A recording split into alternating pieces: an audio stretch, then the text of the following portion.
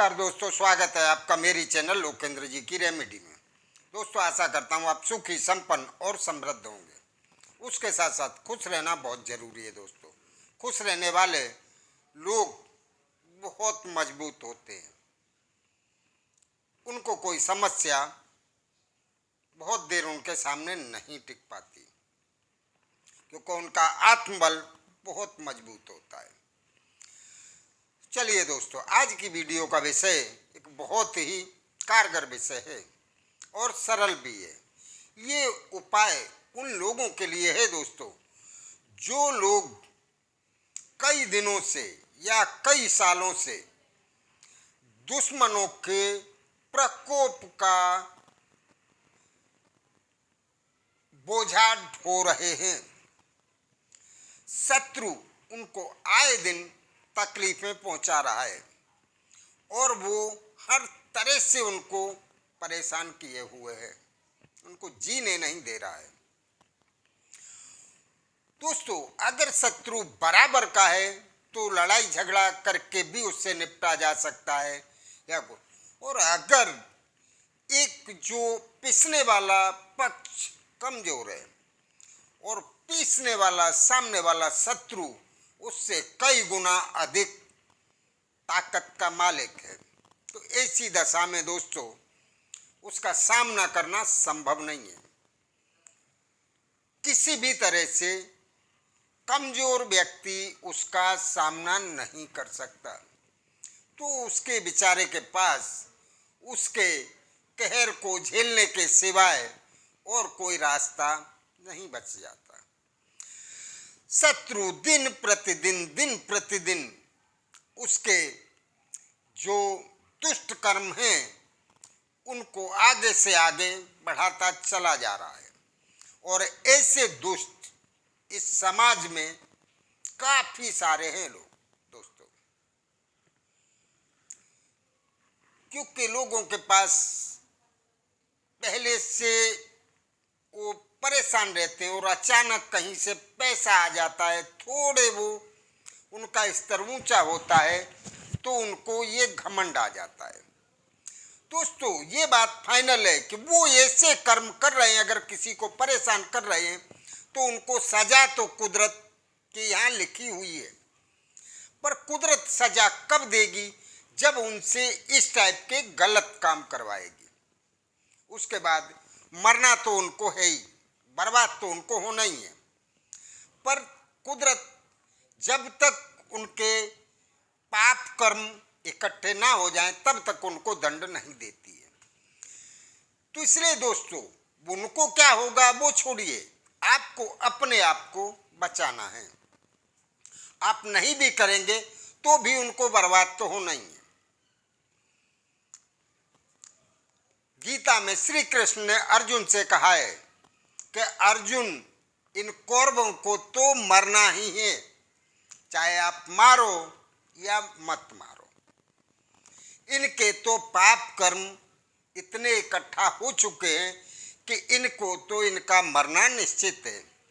इसी प्रकार दोस्तों, वो पाप कर्म करने वाले दुष्ट व्यक्तियों को सजा मिलनी है। आप अगर दो तो ठीक है, नहीं तो उनको तो कुदरत देगी। इसलिए इसमें आपको कोई पाप नहीं लगेगा।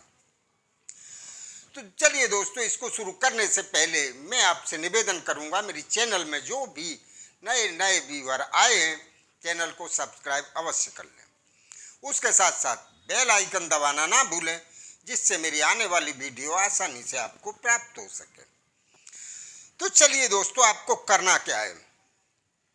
सबसे पहले दोस्तों, आपको अपने दुश्मन की हाइट का अंदाजा लगा लेना है।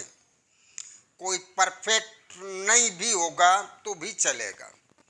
उसकी हाइट 5 फीट है, 5 फीट 6 इंच है, 5 फीट 8 इंच है, या जो भी उसकी साइज है उसका आपको अंदाज लगा लेना है। उसकी लंबाई के माप का आपको एक काला धागा ले लेना है। क्या करना है? काला धागा। और काला धागा आपको कटलरी या नोवेल्टी की दुकान पे मिल जाएगा। धागा काला ही होना चाहिए दोस्तों। काला धागा स्पेशल धागा आता है जिसको महिलाएं या कुछ पुरुष गले में पहनते हैं दोस्तों। वो धागा आपको लेना है। बच्चों को पहनाया जाता है जिससे नजर ना लगे। आपको वो वाला काला धागा लेना है और आपको 5 फूल वाली लौंग लेनी है दोस्तों। क्या करना है? काला धागा शत्रु की लंबाई के साइज का और 5 लौंग। शत्रु की लंबाई आपको मापने नहीं जाना है दोस्तों, आपको अंदाज लगा लेना है बस। 1-2 इंच आगे पीछे भी होगा तो कोई फर्क नहीं पड़ेगा, क्योंकि शत्रु की लंबाई मापने आप जा नहीं सकते। इसलिए आपको अंदाज से उतना धागा ले लेना है और 5 लौंग और एक बिना लाइन का आपको एक कागज ले लेना है। क्या लेना है?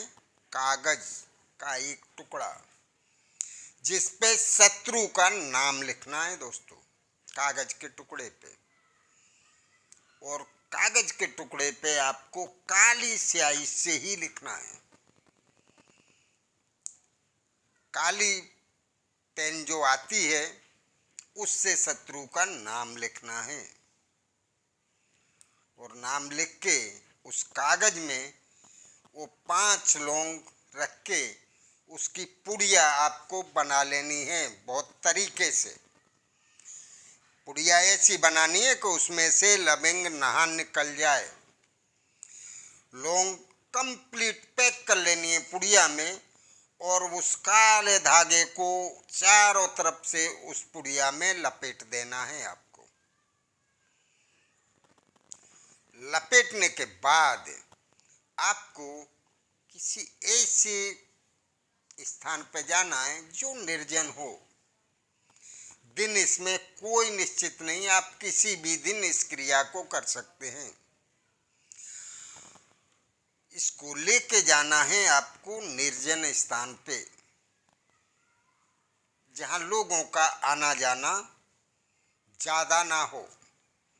ऐसे स्थान पे आपको रख के और माचिस की तिल्ली से उसको जला देना है।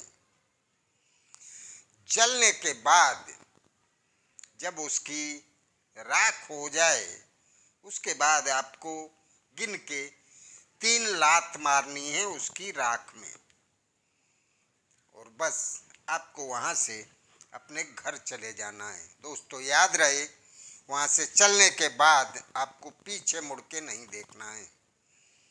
शत्रु कितना भी ताकतवर होगा, कितना भी ताकतवर,